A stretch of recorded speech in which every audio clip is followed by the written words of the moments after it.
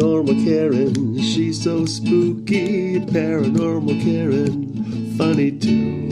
Paranormal Karen, she's so spooky. Oh, and did I mention she's funny too? Yeah, cha-cha-cha. Hey, everybody. Welcome to Paranormal Karen. So it is, I don't know what month we're in, but we are taping this in August, and it will probably be the last time, other than on my Patreon, that you'll hear me complain about COVID, because I'm really at the tail end, and the brain fog and the what's nots stuff is getting better. And also, a couple of things I wanted to say. First of all, please do join the Patreon if you want some extra episodes. It's a great way to support the podcast, and I'm trying to cut down on readings and sort of make my life better. I put a lot of work into my Patreon, and for just $5 a month, you get 2 extra episodes of just me, if you can stand me. And so, anyways, that's Patreon.com/Rontowski. And my guest today, I love. Okay. And, of course, before we started, my guest, Jennifer Wai, who is a friend of mine, we were talking about so much. And first of all, I just want to start off on a different topic. So Jennifer, how are you today? Hi, I'm so good. Or like grammatically correct. I'm doing very well. We don't worry about grammar here, but that's great. I just learned something. Yes. And we were talking about, this is something that I keep forgetting to say to my audience, and I want to thank them. So, I was on a separate podcast, and someone was very worried about what their crowd would, be triggered by, which is actually a real thing that we all think about. But I have to say, I thought back, Christopher Macklin is probably my most controversial guest. And I put up a trigger warning before, and he does everything from no vaccines to conspiracy theories to, he should have said something to make someone mad in there. Not one complaint. Wow. Not one. I love you guys. I'm probably going to be getting a little more verbal. If you don't like it, it's okay. But I'm so worried about our country. And I have to say, thank you, big boys and girls, for not yelling, for not being mad at one thing. In fact, I think he's probably one of the top guests now. And you enjoy at least other people's opinions. That is amazing. Isn't that great?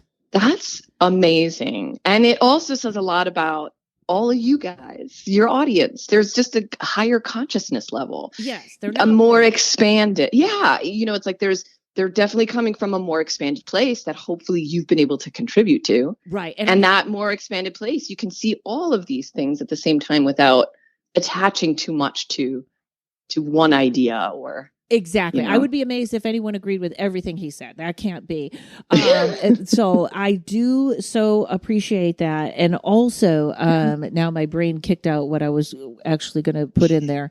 And don't be afraid to email me, because I had someone that emailed me, and they said, Karen, I love your podcast. I disagree with your, this is the weirdest story. This is how these things happen.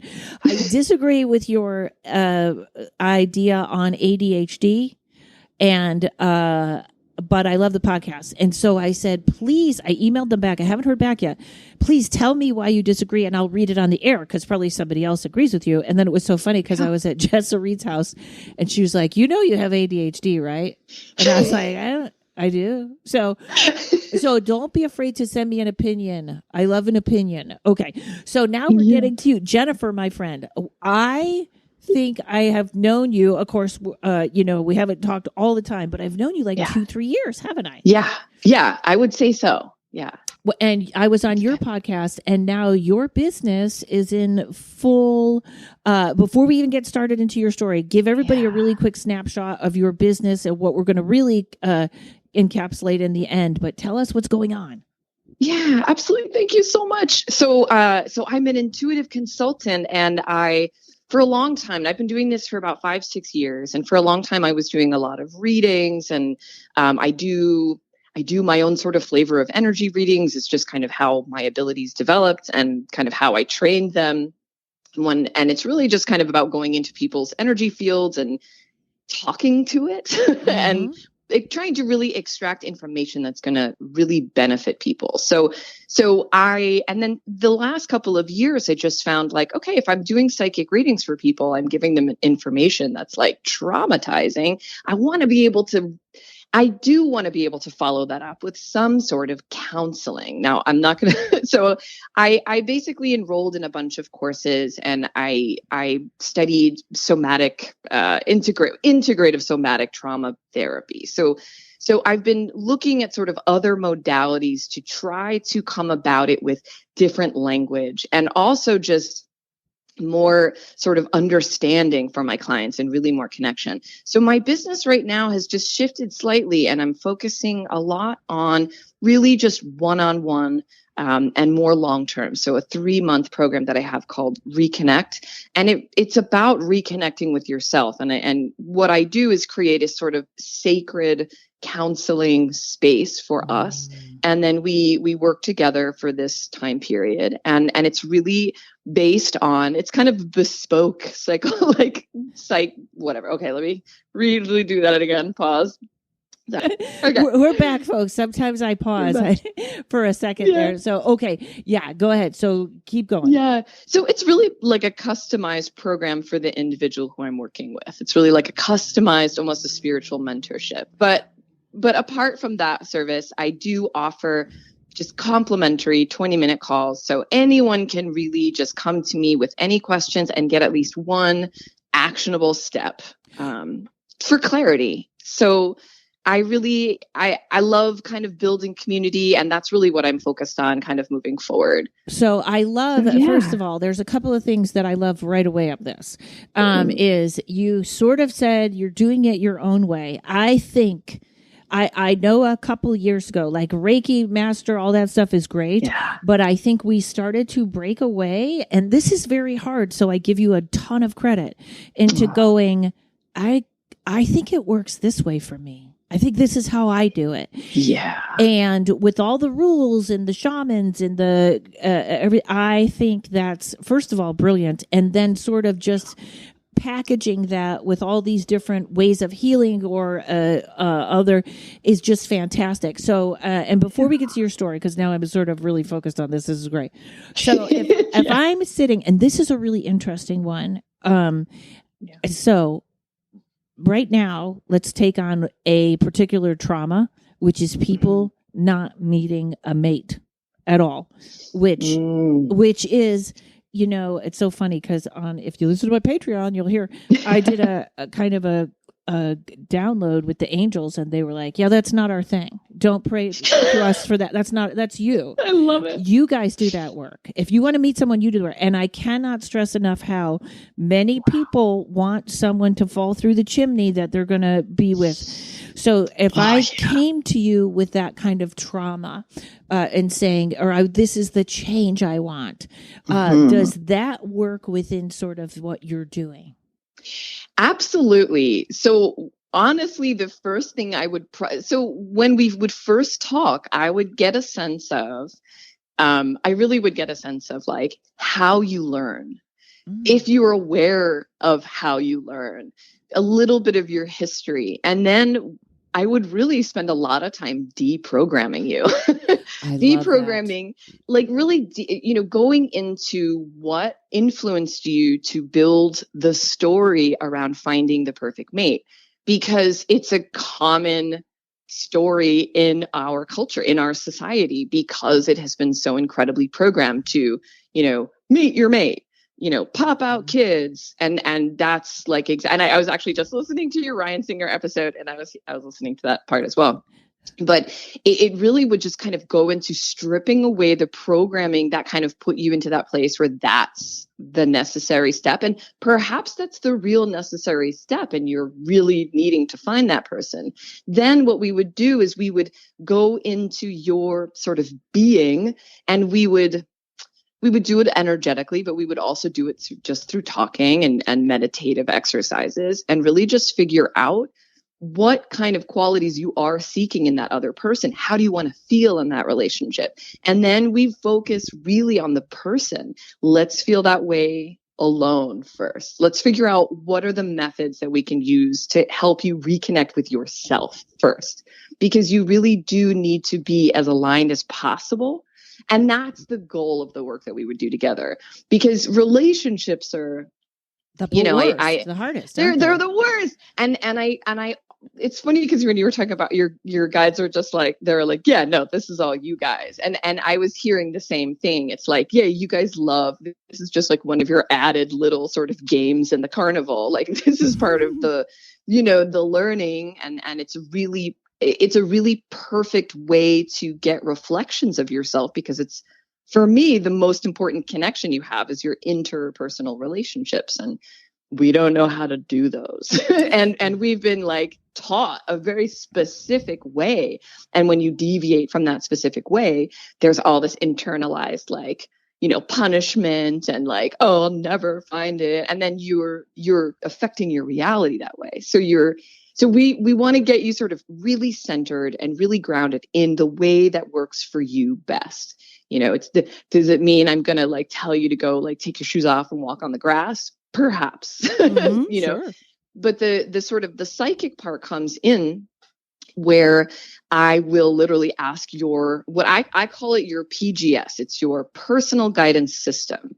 I coined that term because I had a lot of people coming to me asking, who are my guides? What do they look like? Mm-hmm. And a lot of times the guides would say to me, because I'm a little more clairaudient, the guides would really say to me, well, ask her why she wants to see us or why she wants to know us. And I found that it adds a lot of pressure to people who are just starting to wake up to like know who they are and really understand it. But the way you understand your guides is always going to be different. Mm-hmm. So this term PGS encapsulates, it's your personal guidance system. It's your body, or, you know, soma, which is the popular word, your soma, your mind, you know, the way your brain works, the patterning that you have. It's also your guides. It's your higher self. It's your ancestors. It's the main thing, because it's all coming through you. So at least in my perspective, so when I'm accessing that, I'm kind of just poking, it's a little sexual. I'm kind of like poking into your energy field. And I'm really just asking questions back and forth to extract the information that's going to help you with that specific issue. And out of having done it for many years, I always ask for like, what's a physical way to express that energy? And sometimes that can be like, oh, they need to go sailing, which sounds ridiculous, but I get that a lot, because it's like your body wants to feel the wind on your face. Your body wants to feel the fact that you can control this. So, and like body movements come up a lot in readings as well for people, because of how that energy wants to be expressed. And sometimes it's very physical. And a lot of times we separate exercise and we're like, gotta get my like 1,000 steps, or, you know, we're very like militant about it. But the truth is, exercise and movement is really connected to your soul, at least in my perspective. Well, you know, that's another thing that this COVID has killed me, is because I exercise every day. Like and then I go walking every day. I walk and I do all these things. My body is always in motion, and this has stopped. And I will say so everybody, I'm over the COVID part. It's sort of the exhaustion part. And once I started getting the vitamin C infusions, it gets better. But the other day, you know, because a little while there, I couldn't drive. I was like, I can't rely on my legs. I can't drive. And I couldn't make it to my car and down the stairs. And so, like, I think it was Thursday, I started being able to drive, and I got in and I opened the windows, and I was driving with the windows open, and it was euphoria. So what you're talking about, like, and I ended up going out to an open mic that night, which was probably too much, and I'm still run down now. But when you said sailing, I was like, yeah, it was like nothing I had ever felt. It was the window. I didn't want to get to my destination. I didn't want it to stop. It was it was like it blew off all this negativity dust on me. I make sure now I'm out driving once a day. So But that's perfect. So you're right in tune. What else is interesting is, and I'll just say this, and then I want to get into your background and your story. Yeah. Love is a human concept. It was not around. It's not been around forever. This romantic love idea, we made it. Absolutely. Wow. So it's a construct. Yes, it's a construct. That's the word that I wanted. So we believe it's all this magical stuff, but it's actually a construct. And we're going to come back to exactly what you're talking about here. So tell me, how did your, it's very interesting because I don't know that I have a waking up story, because I think I was being always in the paranormal and always in the metaphysical. I sort of was in it. Did you have a particular where you were like, hey, nothing is fitting right? Like, I do know I've had a second awakening, that word of woke, where you're being lied to, where to me it's the news and the media that's making me insane. But how did your story start? So I kind of didn't have that big aha moment. Because, and I, of course I started beating myself up for it, but I didn't have the big aha moment. It was really more of like, I've always been weird. Like I've always been interested in paranormal. I remember my aunt had this book that was about like Bigfoot and the abominable snowman and ghosts. And it was like all of those things. And I used to sneak up to her room and read it and just be terrified and fascinated at the same time. And I was always into those kind of programs. And but it, as a little kid, it was just like there was a lot of fear sort of threaded into it. And then as I kind of got older, I really dismissed any possibility that I was psychic. All I knew was that I was an extremely sensitive and sort of vulnerable and very gullible child. Like, okay, when I was 5 years old, my grandmother told me that I was the most important person in the world. And I took her literally and I got really paranoid. Yes. Well, you know what, too? There is a level of processing our own fear through fear of horror movies and paranormal stuff. So it makes sense. Absolutely. I used to like go to bed with like a thumbtack poking at like thinking I could like stab something with a thumbtack if it attacked me at night. But yeah, I had a wild imagination. I loved animals. I loved nature. I loved art, and I was a kooky kid. And then I really just kind of became very shy and in terms of like being social, that was a disaster. And I'm a redhead. I'm a natural redhead, and that's gorgeous head of hair. Oh, thank you. But at the time was not a great quality to have as a little kid. There was a lot of freezing in the yard or like in the schoolyard when I looked at them because they would call me Medusa. And so there was just a lot of that kind of stuff. So I was definitely I never felt like I really belonged in any particular group. Right. So, but fast forward to kind of, I had actually wanted to I went to school for television production. I wanted to be a TV producer, and that was my passion for a very long time. Turns out I did not have big enough balls to really get into the business. And I always joke that I didn't have big enough boobs either. So I just kind of went into like internet stuff and just kind of fell into sort of, I would work for media companies, and then I was working in sort of like more of an administrative field. And then it just really, each job would just destroy me because I'm also ADD. Just found out. And it was just very difficult. Like instead of making a spreadsheet, I was like adjusting the colors. So I, would have been a great, like, hey, Jen, maybe this isn't the type of work that you need to be doing. So I kind of took a break in like 2015 to just kind of reevaluate my life. And I had just been thinking, and I'd met someone who was into new age stuff, and I was kind of dismissing it. And I thought it was funny, but I started sort of investigating some of the things we talked about, and channeling was one of the biggest things that I really kind of fell into. Oh, okay. And hold that thought, because I want to come back, because channeling is always a very interesting word to me. So hold on, folks. We'll be right back.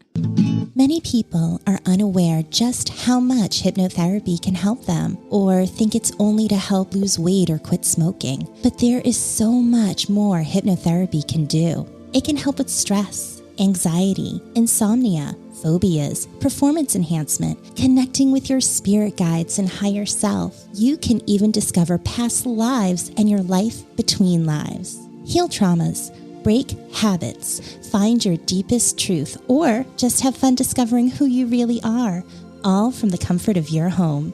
I'm Monique Pliakis. I'm a certified hypnotherapist, and I want to help you. Schedule a free consult by going to www.innerstandingshypnosis.com. That's INNERSTANDINGSHYPNOSIS.com. Innerstandings Hypnosis.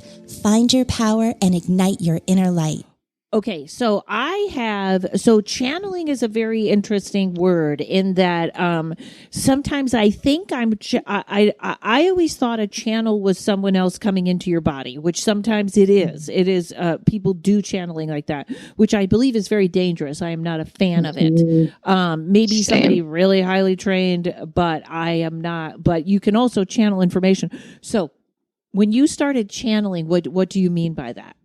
Yeah. So for me, it was this idea of, so I think the word that I've heard used, and I've heard this through Jamie Butler, who's a psychic medium, she uses the word trans channeling, and she defines trans channeling as allowing the entity to really come into your body and take over, but like consciously and with a lot of, preparation, and the entity very well type of work. And the channeling that I just kind of, for me, it showed up in writing. So, if I kind of got myself into a state, a little bit of like automatic writing, I could just kind of channel very easily, and I could kind of feel where that connection came in. And then just do it through my arm. That I agree with, and that I do. I know a friend of mine took a class with a famous medium, and she taught them how to let something come in their body to where their face changed. Oh God! I think that's very, very dangerous. Ooh, I am not a fan of trans channeling. I started training with a mentor for about 9 months, and we did intuitive coaching training. Mm-hmm. So that's where I really learned everything, when I just kind of like threw it all into that. And we did an exercise where we were going to trans channel, and it was helpful because she was there with me, but it was crazy. The first being that came in was like a lion being. And at the time I was still sort of steeped in this like starseed, Pleiadian, Syrian, like I was very much subscribed to kind of like all the different aliens and like all those things.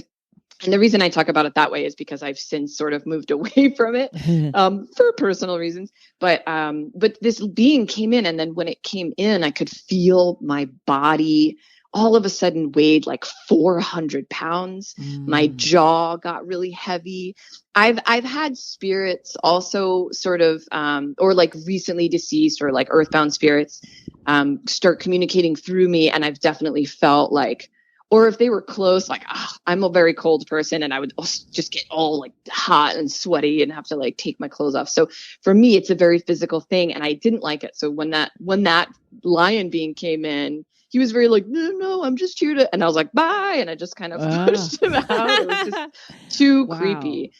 But I've had other things that people have kind of pulled out of me or through me, and my body like completely shifted into this weird, like decrepit, like it was just, and then I could hear myself talking, and it was no, thank you. Yes, that's one of those where you don't know who. It's like, I'm all up into this Bishop James Long, who is a great paranormal investigator, and he's on TikTok, and he's of course Catholic trained exorcist. So he's my people in that everything's a warning. Don't do it. Don't Ouija board.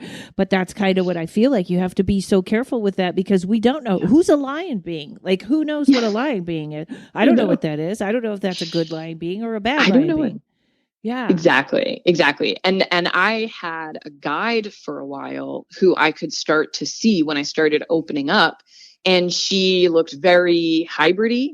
Like I could see her very well. I could hear her very well. And then the more I worked with her, the more I started to see that she was presenting me with a timeline that I didn't want. And there was some information coming through that was it was a great lesson for me as I was learning how to really access my abilities, and like the power of discernment and all that. But she was telling me a lot of stuff like one of the things she said to me, you know, because I basically learned that I've also been, you know, like harvested, I guess is the best word. Have you been abducted, kind of? So yeah, but the memories are very much wiped away, but there is lingering sort of effects. And I worked with a woman very closely to really get all of that stuff out, and we did some crazy stuff. But it's really something that it was just really terrifying to me. Yes, and I have to say, I think it's way more common than we know.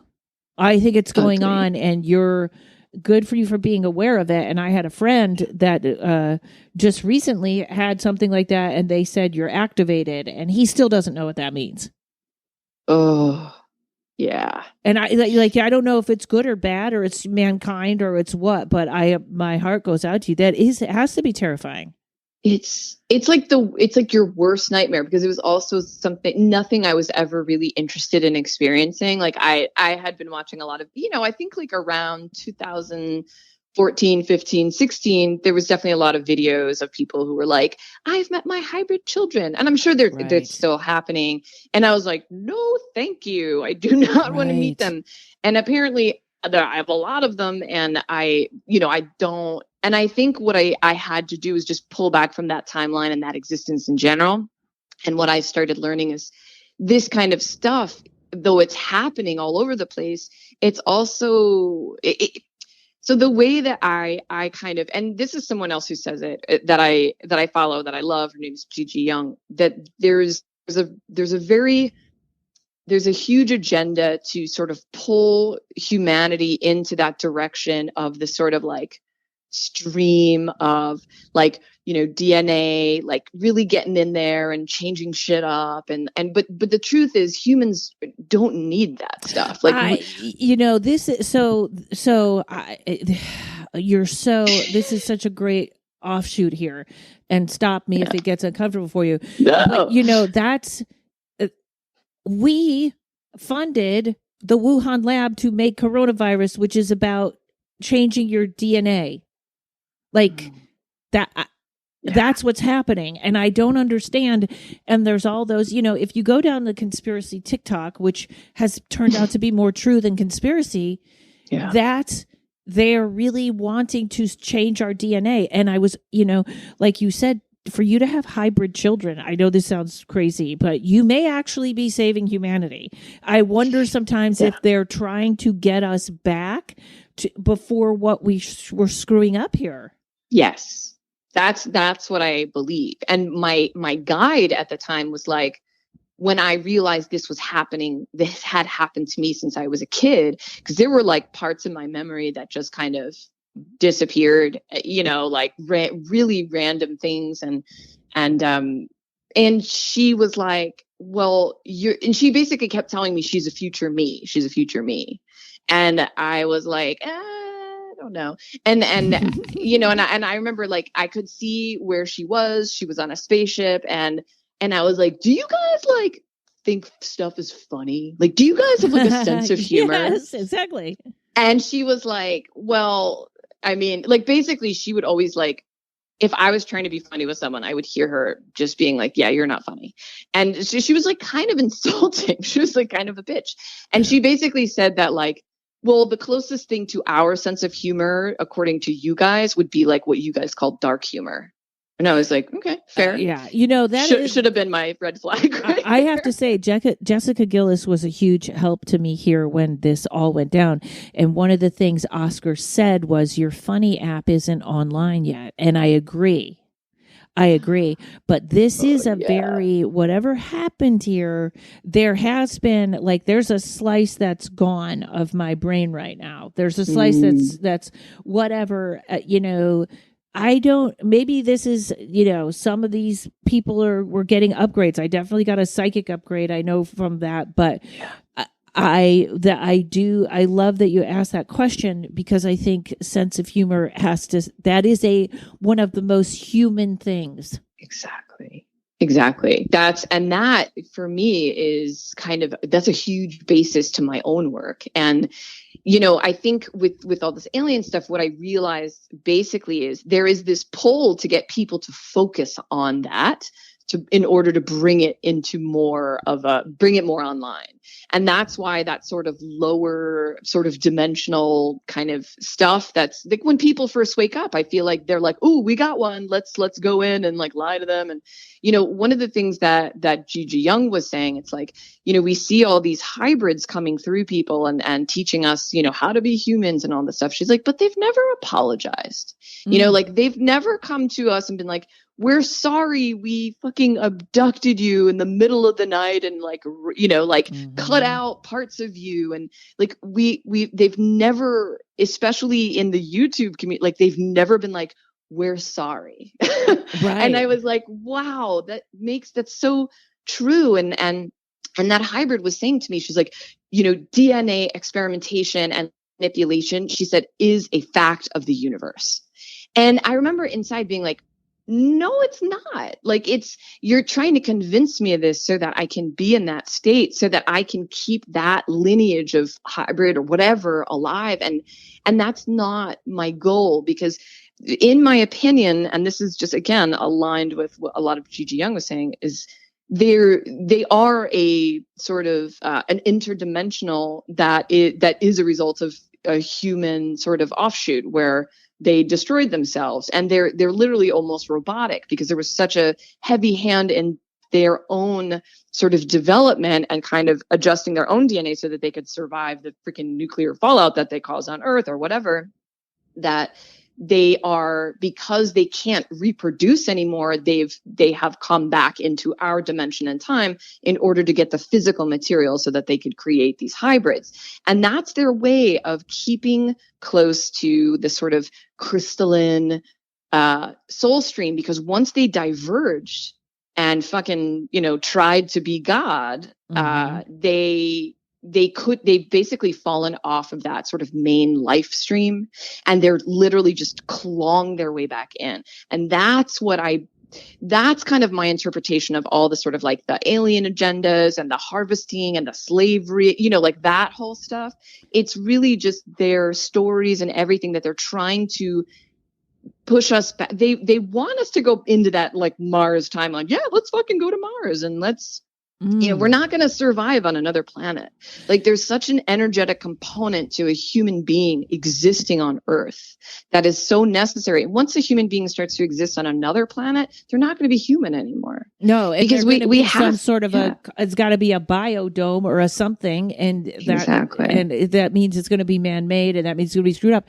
Do you think that this and not even Corona or whatever, move that to the side, there is this I wish I had the better details on this right now, but there are many videotapes of that World Convention, or who are the people that are and there sits Biden and there sits Leonardo DiCaprio, and there talks about the guy putting human beings online, that we're all going to be online, even to this point where now Amazon you're going to pay for your stuff with your palm print. People are not realizing how dangerous that is. First of all, I'm just going to throw that out there. Don't do it, folks. Yeah. I know it seems easy, but we are moving onto this digital currency. And believe me, in China, if you speak out against the government, your digital currency disappears. We cannot give anyone that much power. But do you think they are us? And right now we're in this, like I have to tell you, I am, it's so funny. There's a review on one of my, for my website where someone says Karen is deteriorating, and it always made me laugh. But I kind of feel like I am deteriorating right now into like over the top, like these 3 months, like probably this is coming out in the middle of the 3 months. I'm so worried that we're not going to make the right decision as human beings, whether it's through voting politically or not voting or understanding our vote doesn't go, whatever it is. Right now, I feel like we're on the cusp of something. Is that way too dramatic? No, I feel that too. I think, but I also, it's so hard to not be scared about all that stuff. Right. And I also don't want to like stick my head in the sand and fucking bypass everything. Right. I saw one of my favorite people was posting clips from MSNBC, and I was like, you don't get it. This is a lie. This is brought to you by Pfizer. You don't get it. And you can't, and I was that person. So I can't, somebody said to me, I watch all the news channels, so I get it. No, you're not getting anything. You're not getting anything. Go on YouTube. Start watching real news on YouTube. So anyways, I'm off on a freaked out tangent. But go ahead. No, I agree. I mean, I do believe that we are on the brink of a mass extinction. I mean, I think that like that feels very real to me. And that also feels terrifying. So what I try to do to kind of deal with that is, I know that when we do experience these large things that I do think can sort of disintegrate. And I was going to say, I don't feel like degenerating. I don't like the word degenerating. I want to say that I feel like we're vaporizing, like where the sort of cosmic solar energies that are coming at us, that are trying to click in our vibration and activate our DNA and to be like that sort of divine human that we are naturally, with all the abilities and we don't need Neuralink and all those things. I think that's a process that's also happening with that sort of mass extinction. And I do think that we will have people who survive, but the systems and all those things, I think it's just getting really loud because it's the swan song, like I think the destruction and the violence and I've heard Justice say things like this, where it's like, you really kind of have to get used to the idea of death and like, what does that mean for me? And what does that mean in my life? And can I, almost in like an Egyptian tradition, can I really like not be scared of it and know that it's a transition? And can I work with my own death? So when I think about sort of all this bad shit that's happening, and it's really hard to not find yourself in despair over it. Right. I think the way that I kind of cope with it, I try to really get used to the idea of my death, which I don't know that I could ever really perfect without being like a monk or anything. But I try to get used to it and not make it such a scary thing, even though it'll totally suck. I mean, it's death, There's something else going on when like exactly what you were saying. And I have to say, so when I do my stream of consciousness writing, which is also what connects me to my angels, they keep telling me right now that I am dead and that I died. And I know I'm here in the present with all of you. Or sometimes when Jessa talks about we died in 2022 or something, and they keep talking to me right now, telling me that I am dead and that I am dying, or that I'm going to die. And I don't think I'm going to get in a car accident and die. I'm not interpreting that at all, because as I will be honest with you, after moving to New York, that would be the easiest thing right now. I would be okay with that. But and then I'm like, do they mean, so I get that this move here is because I have to let all my dreams die and regroup, but there is a inner death. And I do wonder if like my job as a comedian is going away. Not me, but like if there's going to be a point where we're so about survival that comedy is not a job anymore. There is not a stand-up anymore. I mean, I that's how grim. And yes, everybody, I'm a little still in my COVID depression, but all of this is not new. Like when you say death, I'm thinking, I think we're going to have to start expanding what the definition of death is. Absolutely. I think it's a death on multiple levels. And I think that we're only used to the one level. And I think that when I said vaporizing, that to me, like we are like dead. Like I see what your guides are saying, because it's like, it's a death. Like our physical bodies kind of die. Now but I think the space after the death there's space for something that we haven't seen in a really long time. Right. A good growth. Which is which is like a death of what we were. And not to be too like positive about it, but it's like, it is quite literally a death of what we were into this. It's an evolution. So the evolution is, we're experiencing these death processes over and over.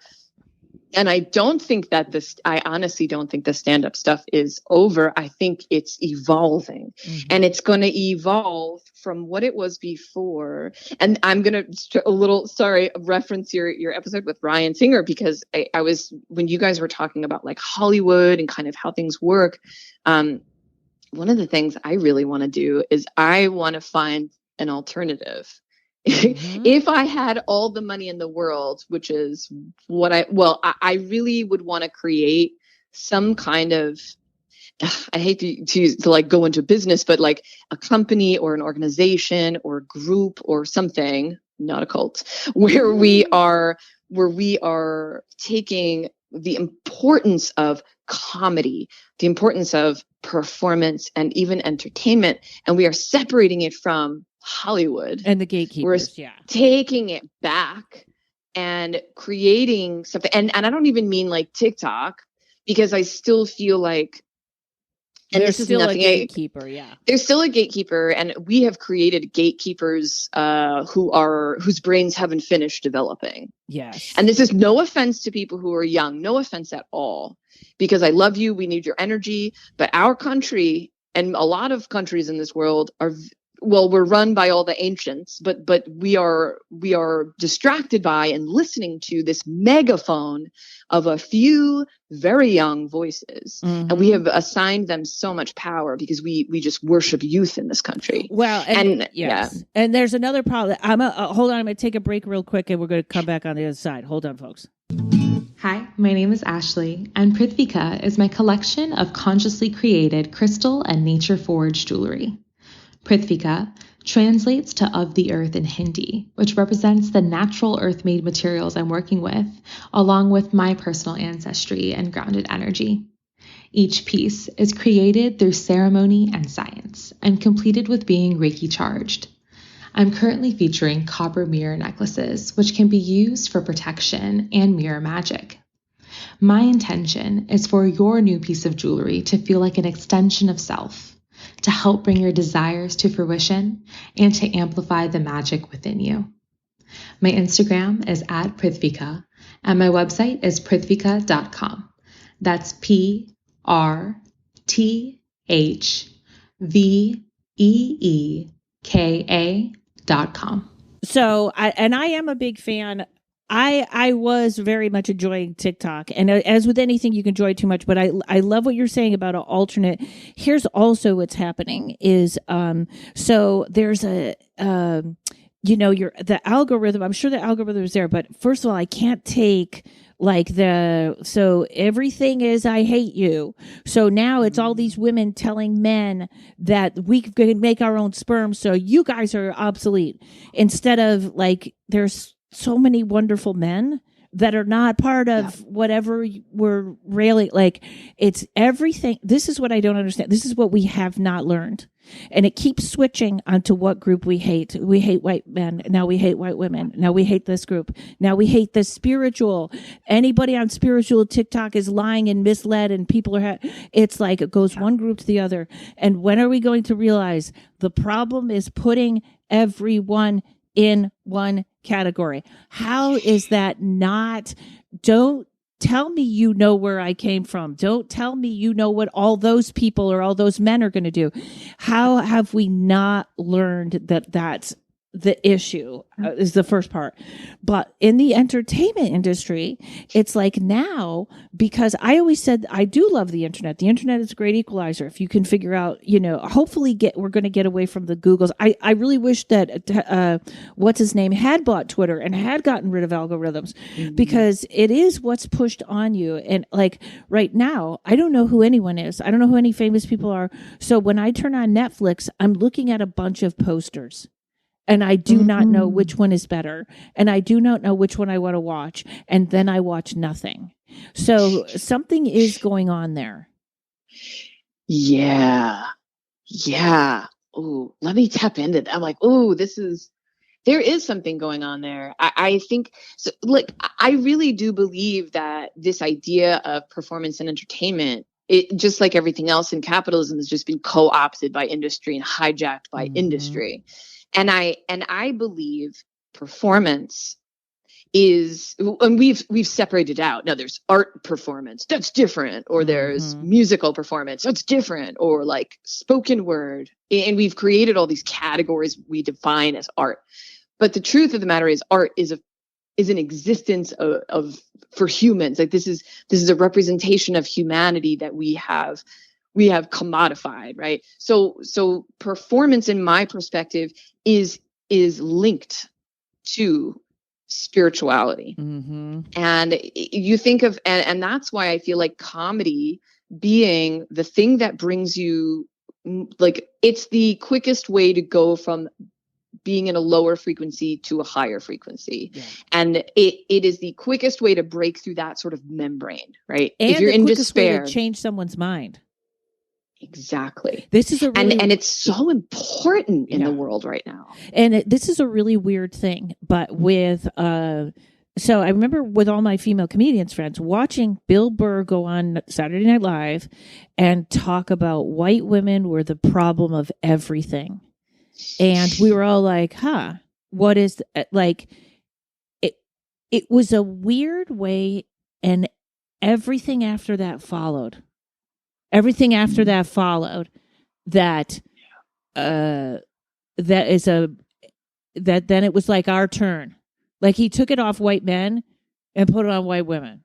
And it was a very strange about how powerful people hear that. And then they go, and pumpkin spice coffee or whatever the hell they're talking about. Or I remember the backlash when Trump won, and all of a sudden it was middle-aged women that they were screaming at. And I was like, what happened? How did we get, like, it's a very, and it'll switch again, or it probably already has. But I remember, that's how powerful comedy is. And right now, no comics are speaking out because everyone is afraid of cancel culture. Yes. This is such a huge, it's terrifying to me. That whole idea of how quickly that wave can turn and just wipe shit out. And that's the way that, to me, that's the youth culture megaphone created this idea of cancel culture. So like, and then you've got people our age, who are none the wiser, just kind of jumping on board. It's like, why are we listening to children? Yes. And yes, they're coming across these indignities and these things that are unfair and all these things, but which are true. There's no which lie. are true, but they're reducing them into this framework that's separating everybody. Yes. And that framework, to me, is this framework that only a 21-year-old could fucking come up with. I'm just like, what? Like, let's wait and see, like, how much do you really know about life? And listen, everyone has their own experience. I'm not saying older people are better, but I'm saying that, like, let's give a little bit of credit to people who've maybe like lived through the 70s. Like you can ask us, we know, we were there, And there's a way to educate people, because there's a lot of good education that isn't getting into my brain because someone is yelling it at me. Yes, because people are still moving through their wounding. So people are going to be, everyone is reverting back to this sort of childlike state of arguments and sort of lashing out and really with this anger and this rage. And listen, like the rage and the anger that all this culture comes from, like this separation, this cancel culture, this rage towards like one group and another. It's not like it's not like it's like unwarranted, but the sweeping generalizations have to stop. Yeah. And the thing is, when this being in this world, it's like anything that you are experiencing. I have a good friend, her name's Perry Chase. She was on my show a couple weeks back, and she said to me, and it pissed me off because I was like, God damn it, you're right. She was like, you only experience the patriarchy or patriarchy when you've got it going on really strong inside of yourself. Good point. Right? You wouldn't be recognizing it as much unless there was a thread inside of you that was connecting directly to it. And I was like, oh, fuck. I've been yelling at men for way too long. And when I'm she's the problem. right. This is exactly where it's right, is we have, and so I don't even think white males are that happy with the patriarchy. Like, we keep thinking like they decided to oppress women and they're going to cook for us. Those are the roles that fell into place. Do you know what I mean? Like, how many people get in the car and their husband drives? Okay. That's a deprogramming. He's not doing that to you. That's the way the program works. And we all vote into the program. That's why the yelling at one group or another, or you men better not, we're done with you. Don't be done with them. You know, I have to say this one thing, because it's kind of a joke, but it's kind of not. But remember that guy that you went out with that was a little chubby and he had maybe a little bit loud, but he had a beautiful laugh, and you got rid of him because he was too nice? Go get that guy now. Remember the guy that was too nice? What are you doing? That's the guy. You're yelling at the other guy. The guy that was too nice, that's the one you want to get. I know. Before the incels get him, please get him first. Go get him. He's on our side. He's on our side. And that's the other thing. It's like, I was talking to a guy last night. It's like, you're so scared.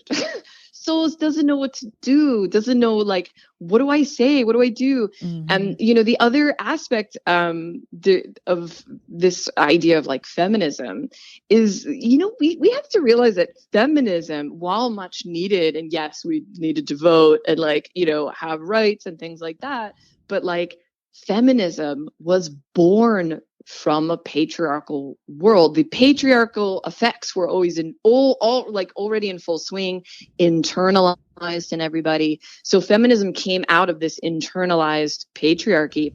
So when you're doing it through that lens, and you've got that sort of like that filter, your energy in feminism is very masculine in a way, because we're coming from this, we're in a masculinity or masculine valuing stew or marinade, that everything we value, and we've internalized all of it, what we value are more the sort of innate true masculine qualities, like leadership, direction, active, you know, the sun, those kinds of like yang energies.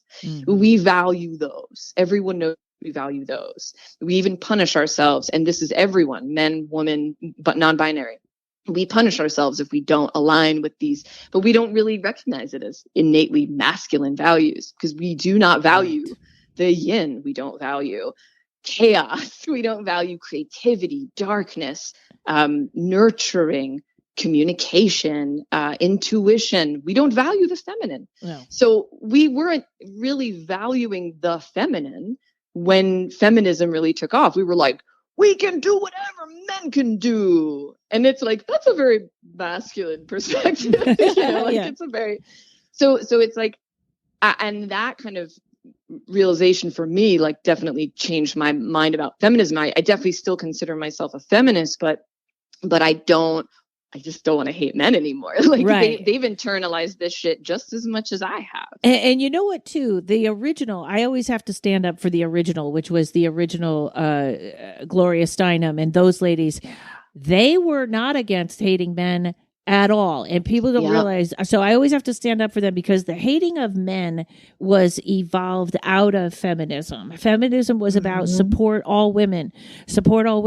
And also it was, that was the, people probably don't remember this, but there was a number that they would come up with, that if you were a housewife, this was what you would make every year if you were getting paid for it. And it was about empowering women. It wasn't about, somewhere it took that turn into hating men. And that's where it seems to be settling now.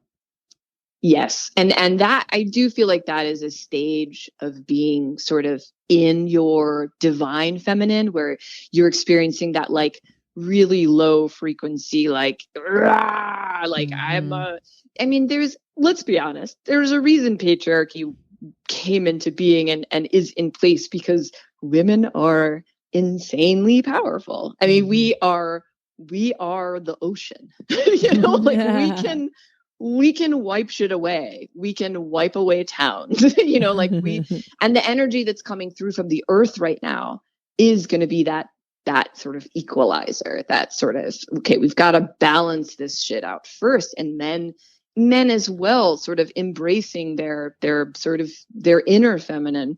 It's funny because I was telling a friend recently, I really want to take Kung Fu. I really want to get into a martial art and do it for my energetics and do it for, I want to feel strong in my body. I don't want to kick anyone's ass. Like that's not my goal. Right. And a lot of the classes I was looking at, there are these studios that are very much about like mixed martial arts. Sorry, I have to do it in that voice, everybody. You know, like, you know, it's very much like dudes, bros, and, you know, different levels. And then they have like one class that's like women's self-defense. And I'm like, and it's like a guy teaching it. And I'm like, you know, it would just be so great if like the guy teacher didn't offer that and was kind of like, instead of like, you know, marketing this towards women, maybe create a class for men not to beat us up. Yeah. Like that would be great. Like, let's work on the guys committing the violence as opposed to the women who have to just shell out thousands of dollars in self-defense classes to protect themselves from these specific violent men. And I also think cancel culture kind of reminds me of that. Like, and even kind of going back to what you were saying about Gloria Steinem, like originally there was a real voice for all of the, you know, again, there was, you've got, and I'm going to forget the word, but basically the feminism that involves all races, creeds, colors of women. You know, we forgot that in the sort of like the white feminism, you know, and really making sure that we're accounting for the whole, you know, and anyone who's in trouble, because the feminine wants to be caring. We want to care for everybody. We understand the necessity to care for every member of our society. And that just hasn't been happening. Yeah, I was going somewhere, but I totally forgot. Is okay, because I want to I want to turn this back now as we have about five more minutes left. So let's go right back to what you're doing, to your business, to tell me the options. Like somebody's listening and they're like, I want to talk to this lady. I want to work on some stuff. Tell me how that happens. Tell me all of it. Yeah, absolutely. So you can go to jenniferwai.com. That's Jennifer, JenniferWai.com. And you can find all of my information there. You can find, you can book a complimentary 20-minute session and we can talk about you. We can talk about kind of what you're looking for, what you need clarity wise. And again, you'll get one action step. And those sessions, I offer about 3 per month. They do fill up kind of quickly. But I just really love building community and helping people with these kinds of things. And then my service really is a 3-month program called Reconnect. And we can talk about it on that call. And on my website, you can also access, I do have a free downloadable PDF called Who the Fuck Am I? And it's really just a free guide. It's about 11 pages to there's exercises there to kind of help you figure out who you are in the face of all the like modern spirituality bullshit, you know, to help you kind of wade through that cesspool, you know, and figure out, because in my opinion, and this is sort of my main sort of point is, spirituality is very personal. I don't need you to be doing yoga poses on the beach. You know, like I want people to understand that their own spirituality is their own rituals are their own. It's all organic. And just because it looks a certain way on YouTube or TikTok doesn't mean that method is going to work for you. So working with me is really, we are only focused on finding what your ritual is, what your methods are, what's going to work best for you. I'm going to get that PDF ASAP. And here is the thing, because, and I do know folks on the other side of this, I will have figured out the way this COVID kind of struck me down, or, you know, it's so in alignment with this move here where I am supposed to have had every story, as you say, like every story, every goal, everything about me has been diminished, or not diminished, that sounds bad, taken away for a regrouping, including whatever is going on with this COVID and whatever it's taking out of my head. There's a brand new sort of, I'm supposed to be asking, who am I now? So I can't wait to look at that PDF because it sounds like it's a really good base place and a great place to start. Oh, yeah, I'm so excited, and you'll have to tell me how you like it, because there's a couple of exercises there. Really, they're prompts. They're prompts to have you check in with yourself throughout the day and just connect in with your body more. Yeah. Oh, it's fantastic. Oh, Jennifer, this was amazing.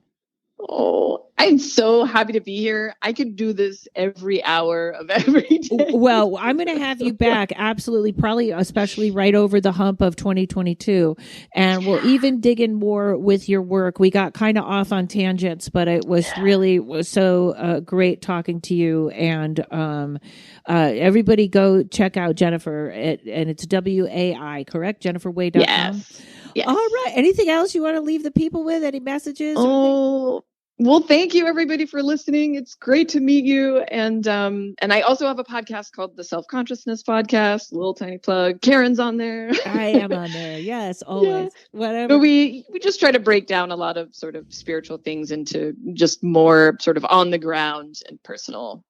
Awesome. That's the goal. Awesome. Thank you so much, Karen. This has been a blast. My friend. I had a great time. And everybody, thank you for listening. Go join my Patreon. Help support me in my move to have a couple of days off a month. And hope to see you on the road. If this is coming out in October, I will see you the last week of this month at Zany's in Chicago doing psychic stand-up. I have a whole bunch of dates. I will be putting them on Instagram all over the place. Thanks, everybody. Have a great one. Paranormal Karen, she's a spooky kind of queen. Paranormal Karen.